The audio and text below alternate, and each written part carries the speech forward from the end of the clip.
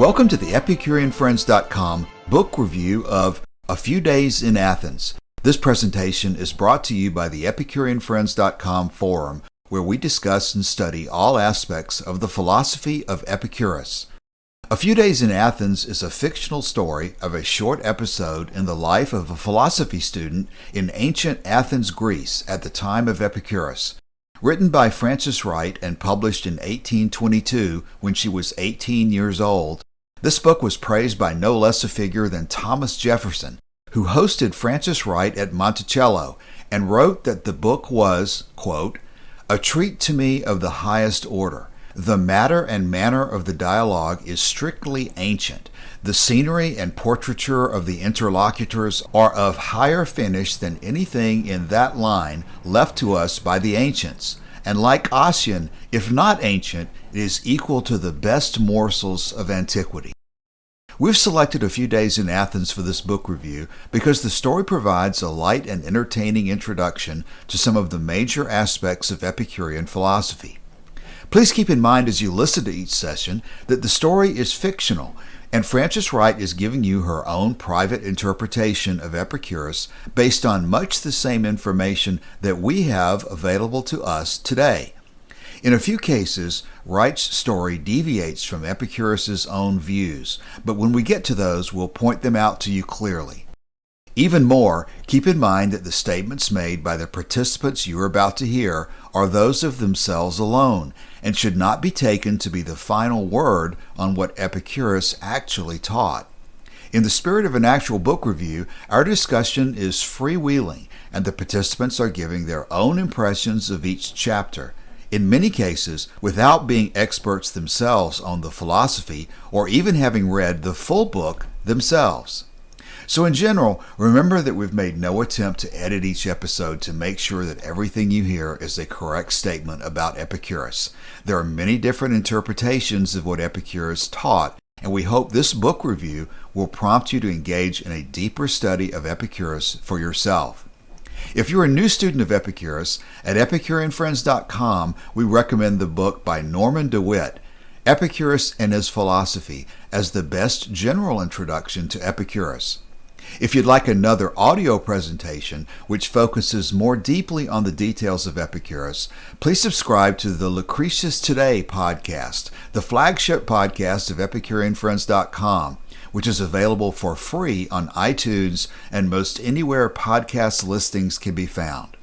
Also, if you don't already have your own copy of the book, you can read along with us and find the full text of A Few Days in Athens available for free at www.afewdaysinathens.com.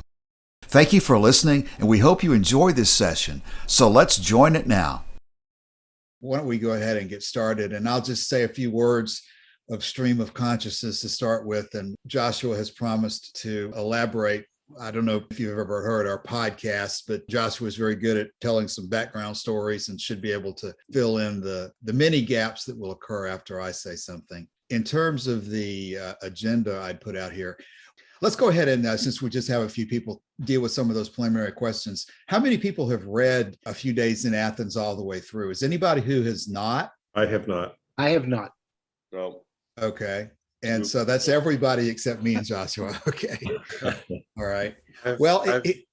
Wait, are you asking in the affirmative if people have read it? Yeah, go ahead. Alan, have you read it or not? Have you read it now? I've read it twice. Okay, good.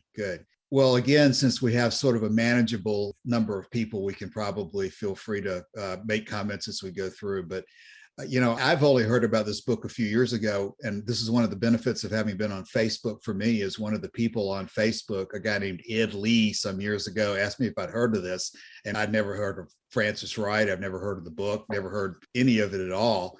And it turned out to be a real interesting story about who Frances Wright was and how she came over to the United States in that period with Thomas Jefferson and the Marquis de Lafayette. And one of the issues that sort of always has bugged me or fascinated me about her after having read this book is that she published at least two collections later in her life of her essays, but she didn't really put much attention back into Epicurus as best I can determine.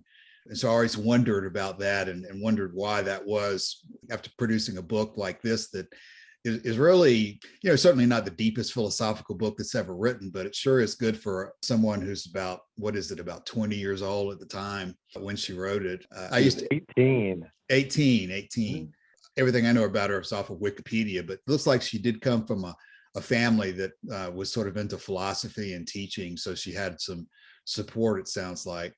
But I used to wonder, and I know in my older posts about this over the years, I would say, well, I wonder if she really wrote it herself, or maybe she got some of it from her professor relatives and so forth. But I've pretty well resolved that question in my mind, because after reading some of her later books, the two later compilations of her essays, I find that they read very similarly to the way A Few Days in Athens does in terms of the writing style.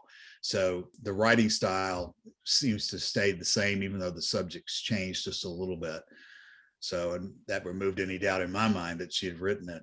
So we also, know from just the rest of her history that after she wrote the book, she stayed in the United States, got involved in some of the anti-slavery efforts. And again, if anybody takes any interest in her life, her books of compilations after that are very interesting about what she did and her philosophical views in later life. And one of the things that we talk about, we have some comments on our forum about it, is that there are probably a few instances in A Few Days in Athens where she really does not, at least in my opinion, follow Epicurus's views specifically. And there are not too many of them, but I think in a situation with her position on whether gods exist, she didn't, I don't think, follow Epicurus's position exactly. And maybe even more interestingly, later in the book, she talks about an issue of how philosophy is really a matter of observation. Alan, if you've read it twice, you probably know the parts I'm talking about. But she really goes into this elaborate argument that we really should not turn observation so much into theory. It's as if she's really got kind of a little bit more skeptical bent than Epicurus himself did, which I wasn't, again, sure where she was really coming from. But there's an essay or two in her later books where she sort of takes the same position. And she elaborates on it somewhat in terms of arguing that all this stuff about whether the universe is infinite or whether it's in size or eternal in space, I think she decided were just not really relevant questions to her. And she was not interested in taking firm positions on those things like Epicurus had done. So there are a few issues in the book that don't slavishly follow Epicurus. But to a large extent, the book is focused on sort of contrasting Epicurus with Stoicism. And I think in that aspect of it, she really does a very faithful job of arguing the differences between Epicurus and Zeno as the book goes on. So the majority of the book is I don't think anybody reading it would have any problem with and that since that, of course, is one of the big issues anyway out there of what's the relationship between Epicurus and Stoicism when it always comes up, and what are the differences, what are the similarities. And so I think the book does provide a sort of a good basis for talking about those things. What I always warn people about when I suggest they read the book is that in this first chapter, which we're going to talk about tonight, you get what I've always considered to be sort of vintage 18th century writing style. There's a lot of flowery description of Epicurus's, the brilliance of his visage and all these godlike attributes that where she's just describing how he looks and so forth. And Alan's laughing. And that it's kind of a turnoff for people today, I think, especially men perhaps who read all that and say, oh my gosh, if this book is going to be like this, I'm not going to read the rest of it. But the rest of it does not follow quite in that level of floweriness that this first chapter does. So let's see. And just as we talked for a minute about the introduction, there's a word for it that I'm not sure I can come up with, but the conceit of the book perhaps might be the right word. The conceit is that it's a manuscript that was actually unearthed in Herculaneum or in ancient from Greece somewhere, and then translated so that it's actually, I'm skipping on my agenda here. The first thing I should have said here was that it's interesting how she came into contact with Jeremy Bentham, and how she dedicated it to Jeremy Bentham. There's some interesting material on Wikipedia about how she met him and John Stuart Mill, and then went over to Paris and met the Marquis de Lafayette. But she was certainly surrounded by some sort of luminaries of that utilitarian and deist time period. And so, going back to what I was saying a minute ago, there's this conceit that it's a Greek manuscript,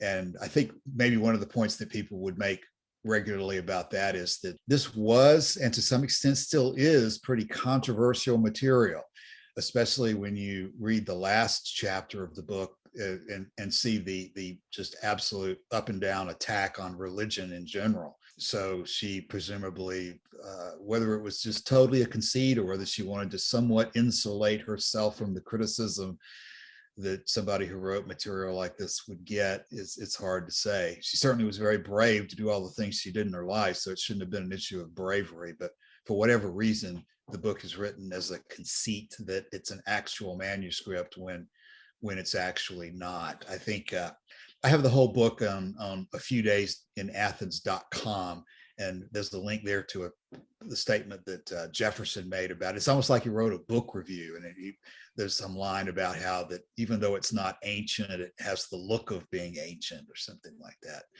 And he praised it pretty highly.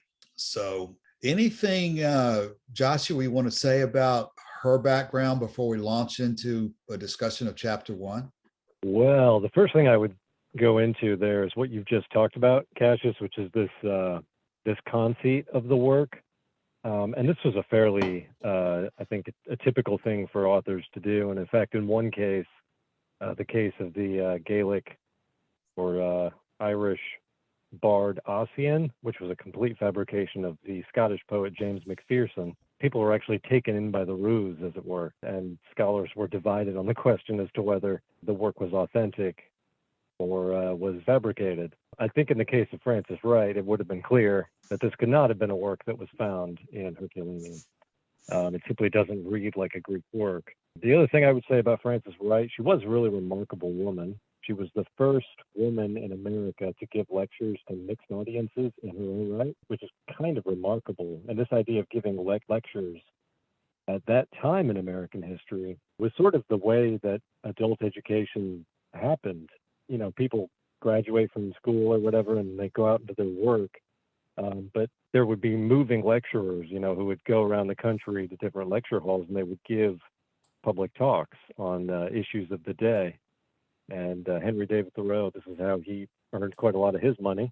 But she was the first woman to lecture before mixed audiences and was praised and also heavily criticized for it. And I guess the last thing I would say about her was, if you want to go visit her grave, you can do that. She is buried in Cincinnati, Ohio. We don't tend to have a lot of Epicurean field trip sites to go to. And yeah, exactly. So that's one of them if you want to go to her grave. I've never been. But go get her femur bone and bring it back and put it under glass. There you go. Some other people do that kind of thing.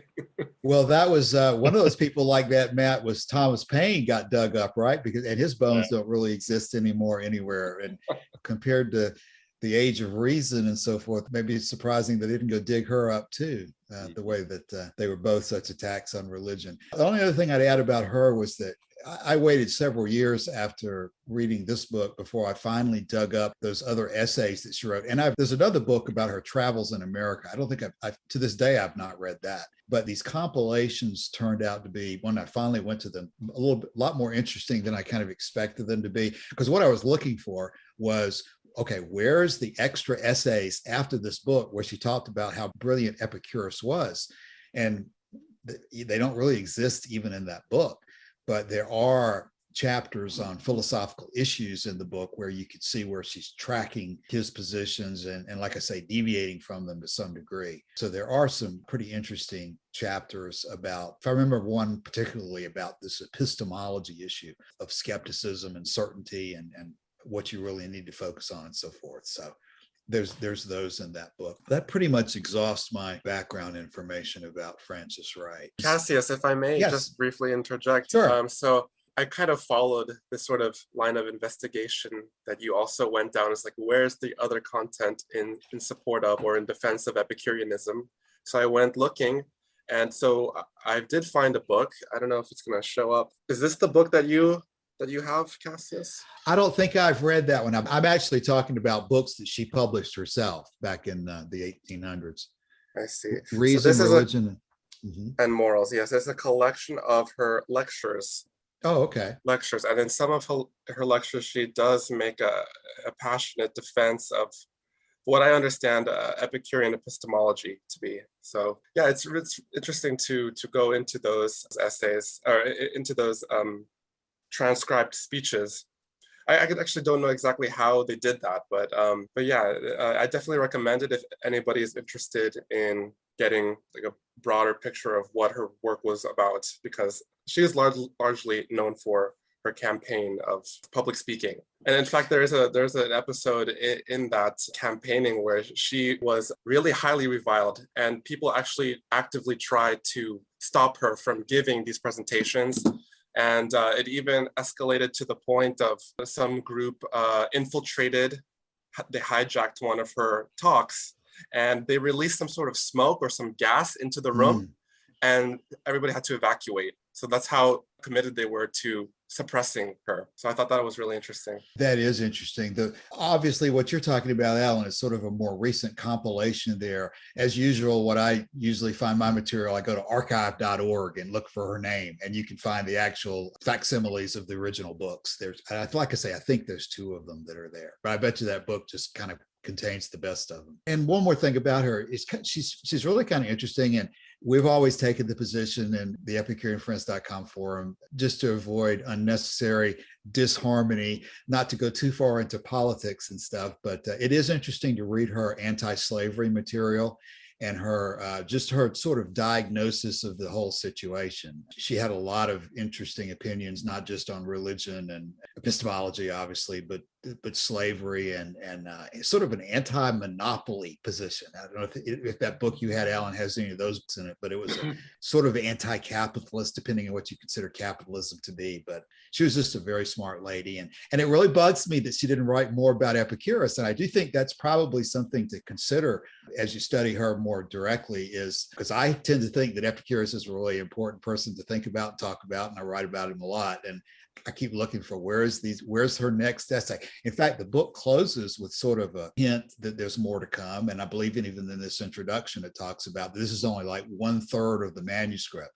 So it's almost like she started out with the intent to write more, but for whatever reason, stopped at the position that she left this book.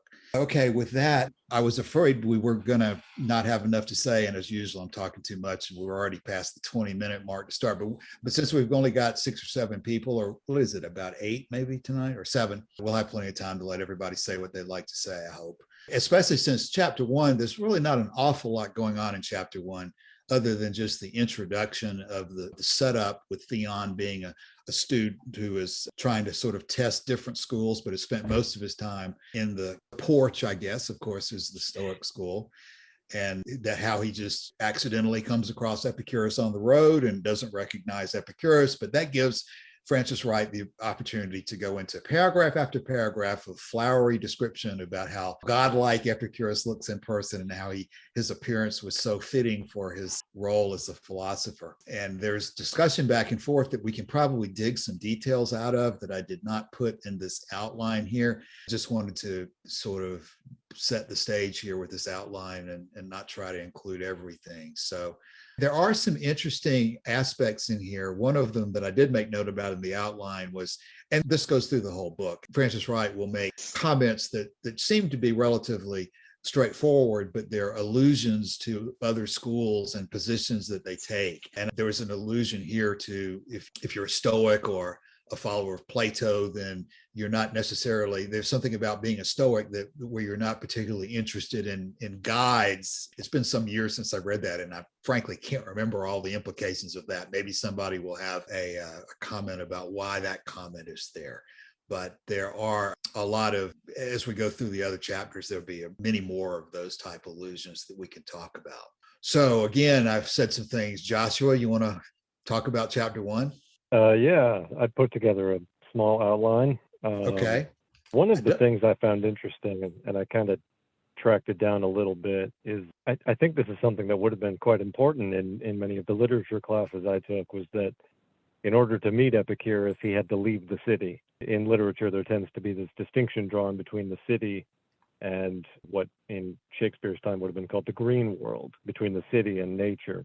And so the fact that he has to leave what's described as a noisy, crowded city for the restful peace of nature, it's only then that Epicurus presents himself on the banks of the Cephisus, which I kind of looked up a little bit. Cephisus was a river god and a river, the river itself, and father to Eteocles, first mortal to worship the three Graces, who were attendants of Aphrodite. And then that name Cephisus also appears in connection with Aphrodite in the Euripides, or in the Medea by Euripides. So I wonder if that, because obviously this, in my mind, seems to foreshadow the garden itself, which is at a slight remove from the city. I just put a clip in the chat for anybody who's got the ability to go to different places on their computer to a link to Joshua's outline. Joshua, do you have more right there, or should we just go ahead at this point and throw open for just general discussion? Oh, I'd go ahead and throw it open. Well, I'm curious about our professor who's joined us. I mean, he doesn't look, unfortunately for me, and fortunately for him, he's a lot younger than I am. So, of course, I've got age on him, but I'm sure I have zero knowledge on him. So I'm interested, Kevin, in anything you have to say at this point about chapter one or Frances Wright or my whole any life. of it. I've looked like I'm 12 my whole life, and I'm old enough now to really appreciate that. Good. No, I've nothing to add. I liked the part. I mean, the Epicurus is outside of town, right? I've always thought that was something important, and I've always seen that as connected to the sort of withdrawal of things that give you stress and anxiety, right? That Epicurus is you encounter him when you leave is always tremendously important, and that in particular you're leaving Zeno and the Stoics to just relax a bit. That strikes me. No, I've only ever read the introduction to the first chapter, and I'll be honest, I kind of crammed them this afternoon in between dealing with my children. Well, being a professor, had you heard of Frances Wright before?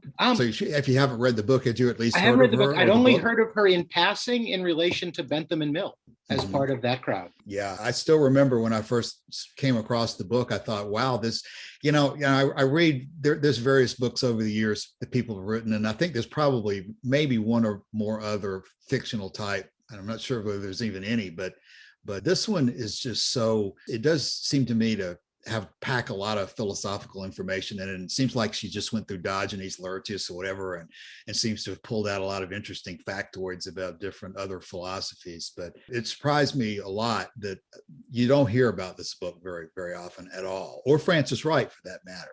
And she probably deserves a lot more notoriety than she has. That she's gotten. If I may say something, Cassius? Sure. Yeah, I definitely agree with that observation.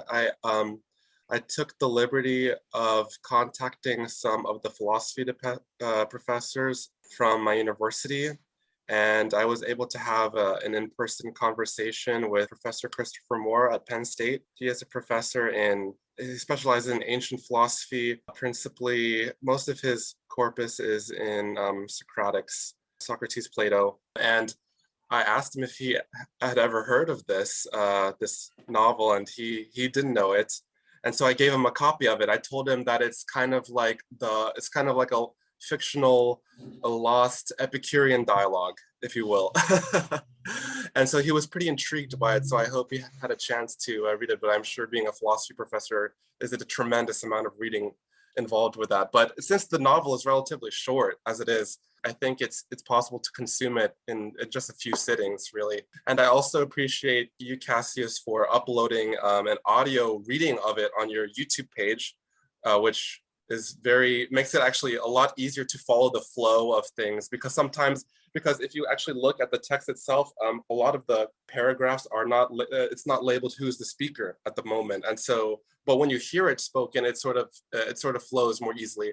And so actually what I did was I listened to it and I followed the text side by side to try to get the maximum out of my understanding of it. Well, that computer voice is not the best in the world, but it is actually one of the better ones that I've heard. It's got this female British voice, so it's kind of appropriate for Frances Wright. And a lot of people just can't stand to listen to any computer voices, but that particular one does as good a job as could be done. And that leads me to the comment that it really just cries out for a good professional reading. I think Matt has left us. At one point, I kept after Matt to try to record it. Somebody needs to record it. And really, I think it could easily be made into some sort of a play as well. It's not a tremendous amount of action, but it's certainly the making of some kind of a presentation that could be used to popularize Epicurus more. So I hope at some point someone will do that. I know that over in Athens, Kevin, I'm sorry, did you say you saw us on the Facebook page or On the Facebook forum? page, yes. Okay. You probably noticed that we have cross-posting from the Athens Epicurean group. There's a guy named Christos Yapayakis over there. He's a geneticist, he probably does have a high profile, but he's certainly a whole lot more knowledgeable than me in terms of being doctor and so forth. But he put together his own little play that they produced at one of their symposiums, I think the year before last. And it was very good. But I'm not even sure that those guys in Greece know about this book, because it's almost like if anybody who really wanted to put on a play could just easily adapt the flow here and produce something that would be very good. Yeah, I think this was written in English, and so I don't know that there exists a Greek translation into modern Greek. So if we knew somebody in Greece who was really fascinated with this and would be willing to take up, it's kind of a tremendous effort. Actually, that's one of the things I sort of wanted to ask, whether she had originally written it in Greek as an exercise. I don't have any clue about that. Alan, what do you think? Any clue? I wouldn't speculate either way. I'm not sure. I don't know that she seems so intelligent. It would not be unusual if she knew how to read Greek and so forth. But I don't know whether she read Diogenes Laertius in English or Greek. I don't think I've ever thought about that. It seemed kind of like a standard component of some of the advanced liberal education to get at least readable in the ancient languages. And so if so, I mean, it would be in like an Attic Greek. Yeah. That sounds pretty tremendous though. I don't know. But yeah, thanks Cassius for bringing up Christos's play, because I think that's another noteworthy piece of Epicurean fiction. And I also appreciate your comment about how you feel that this novel could easily be adapted into like a stage play or a film or something. I definitely agree with that sentiment. I know that there exists a movie about Socrates. There was an Italian film made in 1971 that depicts Socrates' life. It depicts some of the major dialogues, but I don't know that there exists any sort of cinema regarding explicitly Epicurean historical themes. But yeah, and I also wanted to bring up, since we're on the topic of Epicurean fiction, there is one other major piece of Epicurean fiction that I'm aware of that maybe not everybody will know of, and it's called the Epicuriana. Have you ever heard of that, Cassius? Mainly through you and through the Facebook page. I have been over to that page, but I've not attempted to read it myself. I gather he wrote that just within the last few years, Alan, or? Yes, I believe that's correct. And I wrote a review of it, which I can get the link for and post it into the chat. And from there, people can go and I put the link in my review to the actual novel itself. I think he just published it online. And yeah, it's free to read. It's an interesting read. I do believe that it is influenced by A Few Days in Athens, because it shares the conceit of being like a rediscovered manuscript, a lost manuscript or something. And I think he explicitly mentions some of the influences, and I believe A Few Days in Athens was one of them. So it's not really crafted in the same sort of way. The prose is much more modern. And I also find that the prose of the Epicuriana to be a bit too opulent. I mean, this is also opulent, but it's also period. It's also Victorian, or well, I guess not Victorian, but what precedes Victorian, like 1820s, right? So yeah, it does explore some interesting philosophical themes, not as many as I would have liked to have seen, but it is somewhat of a prequel and somewhat of a sequel if you just take Epicurus's life as the narrative. You know, Alan, one more comment I was going to make is that I was really pleased that, Hiram took the time to translate this into Spanish. So there's a Spanish version out there as well. And I have no ability to read Spanish, so I have no clue that whether it's well translated or not. I presume it is because Hiram is fluent in both. But I do think this book, it deserves a lot more use as an introduction to Epicurus than it has received so far. It really does do a good job of dealing with some of the initial core issues that make Epicurus what he is. And like I say, it does have this climactic battle scene between him and Zeno about the differences of their two philosophies. And it doesn't really get too far into some of the technical aspects that, depending on how much you're into philosophy, that you get interested in. But that's what it does. It basically, all the way through, helps compare and contrast Epicurus's views to those in other schools, which I'm not sure in this first chapter we see too much comparison to other schools. It's really just more of a set the stage to introduce Theon to the Epicurean school. And I guess her position, her point, or her goal in this first chapter is just to kind of humanize Epicurus, describe how he would have been a kindly and compassionate and agreeable and even. Wait a second, Cassius. Yes. Did you say humanize or deify? That's a good joke because it comes across as almost deifying. You're exactly right. It reads like a hagiography, if you know that term. Well, I suppose. Yeah. And that, like I said, is really a turnoff of the first chapter. But it's like you said, Alan. It's kind of, that's the way they seem to have written a lot of things in that period. And I think you could, if somebody went to write this today, I would say they're really going overboard and they got a problem. But I just kind of think that back in that period, you have to accept that kind of. Yeah, I was really glad, Cassius, to hear you earlier on say that the whole book is not going to be like this, because no, it is not. It is not. Yeah, yeah, and this is like I say, it's not so bad, but it just sets the stage for the rest of the theme. Joshua, I've been talking a lot. Part of what I find so interesting in this first chapter, of course, Theon doesn't know that he's speaking with Epicurus until the very last word of the chapter. But this contrast between himself and Zeno that starts to appear very early on here, particularly as it centers around the question of virtue, because of course virtue is so critically important in Stoicism and not as critically important in Epicurean philosophy.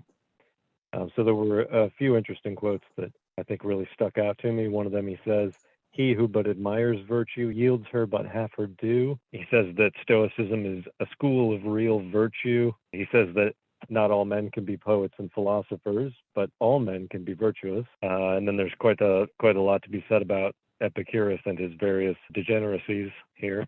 Theon is concerned that if he goes to listen to Epicurus, he's going to hear virtue denied, vice advocated, atheism professed, and not to mention those infamous nocturnal orgies. So I'm curious to hear what people have to make of this question of virtue in the first chapter.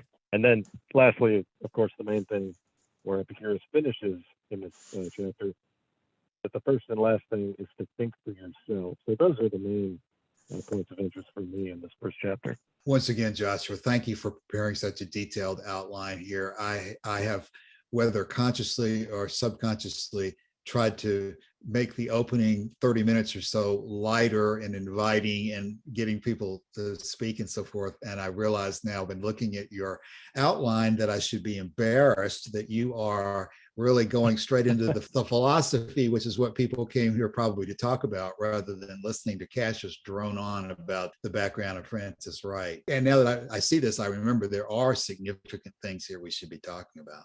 Virtue being the first. My detailed outline can't be that detailed if I manage to dispense with her description of Epicurus under one heading in about 5 words. So. Yeah, you've assigned that the proper percentage of attention that it really probably deserves. But clearly the issue of virtue raises one of those enduring questions in Epicurean philosophy. What exactly is Epicurus's position towards virtue? Here he seems to be endorsing the term, as he does, I think it's principal doctrine. Which one is it, Joshua? Is it 5 or whatever, about you can't live a pleasant life without being virtuous, or be virtuous without living a pleasant life? You're always having these issues of what definition exactly is Epicurus assigning to particular words, because he clearly has different definitions in many cases than sort of the standard ones that the other philosophers were using and that we're familiar with. So you have to be careful whether to take what he's saying on completely at face value or not, so that he can say something like this about paying virtue only half that she's due. And it's true from his perspective, what he's saying, and yet he has a significantly different perspective on virtue than we would think. Anybody want to talk about virtue or some other aspect of it that we should jump into? I said we would go sort of around the table. And listen, I know everybody here other than Kevin, and I know generally your background, but you guys are not known to each other. So Alan, you're like an astrophysicist or something in Canada, right? No, currently I'm in Florida, Okay. snowbirding, but most of my year I'm in residence in Pennsylvania. Pennsylvania, that's right. Yes, Pennsylvania. And yes, my background is in astronomy and astrophysics. But I've been getting into very, very interested in Epicurean philosophy for over a year. Yes, so I've been like devouring as much texts as I can, basically. Are you still a graduate student? Yes, I'm still a graduate student. Yes, 5th year PhD student. I don't know anything about how many years you're supposed to be there. So it's 5 years good, bad, or you've been there too long, or what is that? 5.5 is about the average, I would say. 6 years is also pretty normal as well. Yeah, but it's not impossible that it could go longer. But yeah, that's basically my background. I'm curious about one thing without going into too much detail at the moment. Since you're an astrophysicist or done a lot of studying in astronomy, let's just make it simple that way. How much of your interest in Epicurus is consumed in sort of the issues of eternity and infinity versus the ethics? So I do understand that Epicurus held to certain cosmological views, metaphysical views. And I guess in my case, I observe a little bit of skepticism with regard to those matters. I am fascinated by Epicurean physics, and I am also very interested in the Epicurean ethics and how the physics informs the ethics and how it clarifies that it is important to have an understanding of the nature of the universe in order to eliminate our anxieties about natural phenomena. So there's an aspect of the ethics that is interesting to me. Which got you interested in it in the first place? Was it the science or the ethics? Great question. I think I've known Epicurus for a long time. Like I knew Epicurus in high school, but I didn't know that he had a philosophical system.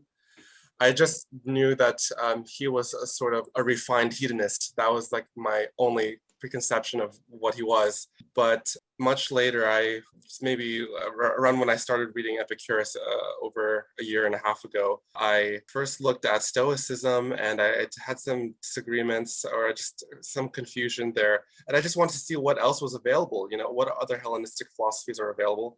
So I said, why don't I just have a look at Epicureanism? And then I learned that it was a hedonistic philosophy, which seemed very interesting to me. And then I also learned that Lucretius was an Epicurean, apparently, and Lucretius was very influential on Giordano Bruno, who I also knew through the history of astronomy and history of science in general. And so I got interested in the sort of world view of Epicureanism. So yeah, I would say that my interest in Epicureanism is deep and broad. It's like I'm deeply interested in Epicureanism, and I'm interested in all of the aspects of Epicureanism, if that makes sense. Okay, great. Now, Scott is a recent addition to the Epicurean Friends Forum, so I don't know quite so much about Scott's background, but tell us a little, Scott, about how you ended up here tonight with us in a postage stamp size window on my screen. Yeah, because we don't have a lot.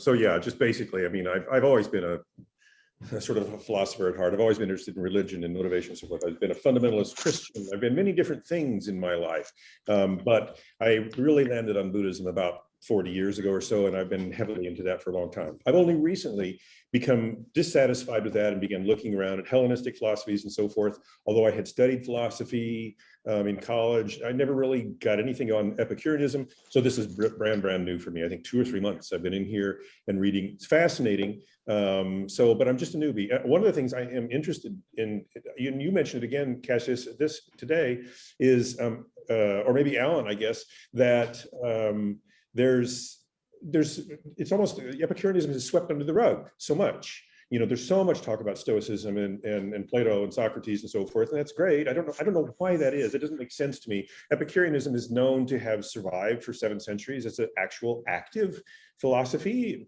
for many people and around, in so forth. So I'm curious when I hear that Alan says that his Penn State professor, in ancient philosophy, who granted he studies Socrates and Plato mostly, but he doesn't really even know, not even aware of this thing from Frances Wright on Epicureanism and so forth. So I don't know. It's the whole thing is just really interesting to me. I'm just getting my toe in the water and learning. And so, my background basically Buddhism. That's the postage stamp story. What tradition in Buddhism are you most steeped into? Well, I started out in Zen because that was the thing back in the 70s and 80s, and Suzuki and all this. And then eventually Dalai Lama rises up and here comes Tibetan Buddhism. I bumped into that around 2010 or so, not that long ago, became fascinated with that, the whole, that sort of expression. And then after that, I started really bouncing around to Theravada and Chan in China, as opposed to Korean Zen and so forth. And secular Buddhism comes along with Stephen Batchelor, fascinating, more scientific, more modern presentation. So I started going all across the board, all over the place. Vipassana with Goenka, if you know. I've had a lot of interaction with all that stuff. I've been to every center, Oh, that's Scott, amazing. Scott, let me say this too. When you first started talking, we probably talked over each other. And my reference to the postage stamp was that you're not because I wanted to shorten your presentation. It was just the fact that you appear on my screen in a postage stamp sized window over on the right hand side. So I didn't want you to think I was trying to limit your time there. That's actually the best way to have me. If it gets much bigger, it's not really pretty. So keep me down there. Okay. And Kevin, you can probably tell I've had some interaction with everybody else on this list other than you. So I feel comfortable in joking with them and knowing where they stand and knowing something about them. And I don't know anything about you, and I don't want to put you on the spot to say anything more than you wish to say. So if anything or nothing you wish to say, be interested to hear. Okay, I've become much more interested in Epicureanism since the pandemic, right? I teach a class, Intro to Philosophy, loosely around the meaning of life. So I do all the Hellenistic schools. And right, for the last couple of semesters in the pandemic, I've just been asking students, which school do you think is most helpful for living in these times? And they come up with all sorts of answers. But for me, it's been pretty clearly the Epicureans, right? There's something about Alan had a great word for it a minute ago, right? The modified hedonism, or right, the Refined hedonism, right? That accept what good things you can, enjoy them when they're there, don't become too attached, right? It seems right in so many ways, right? I've always liked the Epicurean metaphysics. It's one of the reasons I think, to answer Scott's question, why Epicureanism existed for so long but not in the mainstream, is because that purposeless nature of atoms and void is just not something authorities can accept, religious authorities or political authorities. And so it's always existed but never been popular, right? Mm-hmm. And I've always liked that much better, that the Stoic idea that everything is determined materially just seems horrible to me. Mm-hmm. That's a bad reason for rejecting a view, but it seems horrible to me. So I do that. And so that's what's got me to reading more and looking more into this and brought me here. That's great. I also have a sense of humor, and you can make fun of me all you want. I'm a little sensitive to being a professor because I work with so many assholes. Well, we appreciate your being here and joining us. And we've had some interaction with really professional philosophers over the years, but we've pretty much been just a ghetto of amateurs to some degree. And we're happy to have you here to help us. And also the last person on our list who hasn't spoken so far is Joshua. So Joshua, go ahead. My name is Joshua. I was born in Iowa, went to a college also in Iowa, in my hometown. I double majored in history and English literature, and that was in 2011, and then sort of went directly into the job market doing various rather odd things. I worked at a metal casting foundry for a while. I worked in restaurants and department stores, and ended up driving an 18-wheeler for 2 years. At some point, about 3 years ago, I kind of had the similar experience that a lot of people here have had. I left Buddhism, which I had been interested in for a few years at that point, and really dug deep into Epicurean philosophy. And the sort of the impetus for me was The Swerve by Stephen Greenblatt, which caused me to first read Lucretius for the first time. And I think I've been here at the forum ever since. You can listen to me drone on every week on the podcast. Joshua's done a great job with us on our podcast, and I really appreciate all that he's brought to that over the last couple of months. I didn't realize I was surrounded by Buddhists like we are tonight. Kevin, have you been through a Buddhist? Have you been through a Buddhist phase, Kevin? I have not. But what's funny is I have a colleague and his wife, both colleagues, who study Buddhism, and they think that Buddhism never caught on in the West because the Epicureans and the Stoics were close enough to that, and that Epicureanism and Stoicism never spread further east because Buddhism had. And they just think the similarities were fairly obvious and strong, and so neither group could get a foothold in the other's territory. So I think I don't know anything about Buddhism, honestly. This just fascinates me. Well, I'm glad I'm not the only one, and nobody here needs to hear too much about me, but in the background, you might be able to see a bust, but I don't think you can probably tell who it was. That's actually a bust of Cicero instead of Epicurus. I don't have a good big one of Epicurus like that, but I came sort of through the Stoic background, which I think probably, if you had to line up the number of people, there's probably maybe 60% of the people we come into contact with have been really more through Stoicism than through Buddhism. But at any rate, another thing I'll say as we begin to maybe close, I think it's probably a good idea for us to stick to an hour, since that's what we tell everybody we're going to do. And it occurred to me as we were putting all this together that you could read the book by yourself. You can go to YouTube and see presentations on Epicurean philosophy by people who know a lot more about it than I do, like Kevin and other philosophers and professors. But what we can do through Zoom is to hopefully get to know each other a little better. And, putting Epicurus into practice, the goal of the Epicurean philosophy is to teach people how to live a more pleasant life, to pursue happiness through pleasure. And of course, one of the greatest tools he suggested there is friendship. So I think it would be kind of counterintuitive and unproductive from Epicurean point of view, just to simply dive into the philosophy and do nothing more than just attempt to get the best possible understanding of the details of the philosophy. I can never recall the particular sayings that I should be able to say, but the one about vain are the words of the philosopher that don't lead to the healing of the people who are participating in it, and many things like that showed that there's the practical side is that you really want to use your time to live more pleasantly, more happily, and not just become a better scholar. I believe that's going to be one of those other philosophies that believes that wisdom in itself or virtue is its own reward. That's not Epicurean philosophy. Our reward is to live a better life because this is the only one we have, is what I'm fond of saying. So that's why I want to make sure as we go through the rest of the book, we'll continue to try to get people involved in talking about it. And we'll spend as much time with the details of the philosophy as we can and balance it with a desire to get to know each other better. Hopefully we'll have more people who drop in next time and use everybody's time as productively and efficiently as we can. So let's begin to wind up. And I think like we do on the podcast, Joshua, let's go around and see if anybody has any closing thoughts for today. And I think just in the list of people I see, Alan comes first because he's got the alphabetical priority. So Alan, thank you for being with us tonight. Alan's been around a while on the Facebook group. So he several times during the episode tonight, he's been waiting for me to scream, "That's not true Epicurean philosophy. You must leave,"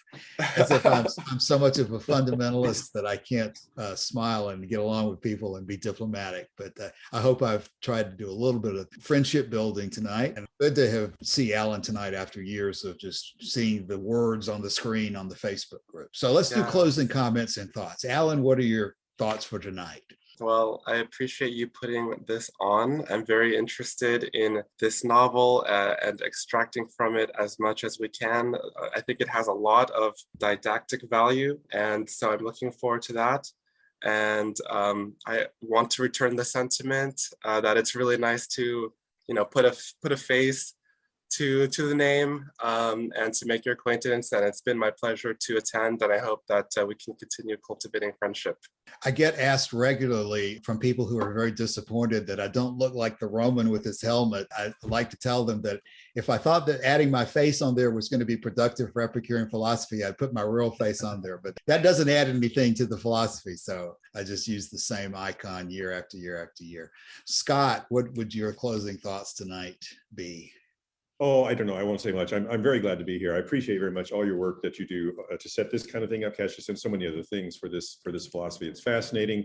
I also am going to always try to be the devil's advocate and go against the current, as you know, and challenge and point out good things about other philosophies and so forth. So that may be more interesting. But it's wonderful to get together with a group. I think the idea of community is just fabulous, and a community of people who are concerned about these things and interested in this philosophy. I just couldn't be happier. So I'm feeling lots of pleasure. That's good. Okay. Thank you for being with us, Scott. And Kevin, do you have any thoughts as we close tonight? First off, I'm in my basement and the laundry machine is just starting to go, so I'll be very brief. But no, I want to thank you all. This is everything I'd hoped it would be, right? Intelligent, interested people trying to figure out what this stuff means. I couldn't be happier to be here. Thank you again. Well, you're very welcome, and thank you for being here. We appreciate you joining us and hope you'll continue to join us as we go forward. Monica, closing thoughts. Oh, yes. Yes. Thank you so much for putting this on. And it's been really good. I've enjoyed it. And maybe next time I'll try to get my video going instead of having just a picture. Okay, very good. And Joshua. Well, the first thing I would say is, of course, the reason we have a forum is so that we can keep talking about these things even when we're not talking on the phone. So if you've got anything to add on this chapter or any other chapter in this book, I'd go to the forum and share your thoughts. And yeah, I've really enjoyed this. I always enjoy the phone calls associated with the forum. It's one of the highlights of my week. So very, very nice. Very nice. Okay, Joshua. Well, thank you for all you do. And I will consider myself rebuked, and I will spend more time on the details of chapter 2 as we go into next week. Hopefully we'll have a few more people that we can introduce them, but we can spend more time just with the details of the chapter because there'll be more to deal with as we start introducing how Epicurus teaches Theon what the truth about Epicurean philosophy really is. So with that, let's close for the night and hopefully see you next Sunday night, same time, same place. Thanks a lot. Sounds good. Good night. Thank you. All right.